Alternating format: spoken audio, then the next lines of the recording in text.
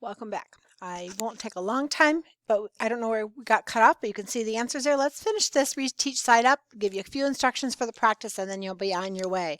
How about this one? 7/12. Well, 6/12 is half, so this is greater than half. 5/10 is half, this is 8, so greater and greater is greater than 1.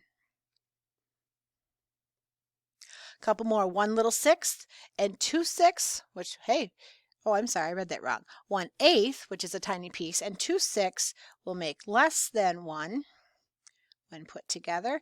And the final one, 3/5, a little over half, 4/7, a little over half, will make something to put together greater than 1.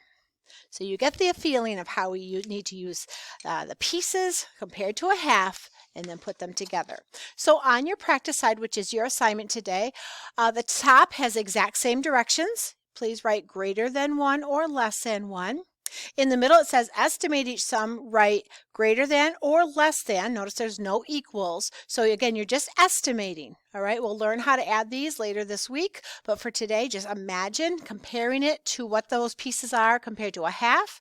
And you know that if you have pieces bigger than, two pieces bigger than a half, then you're going to have a piece that's bigger than one whole stick. So just think about that, picture them, use your fraction strip card if you need to, and then a couple problem solving on the bottom. So it shouldn't take too long if you have a good sense of what those fractions are all about.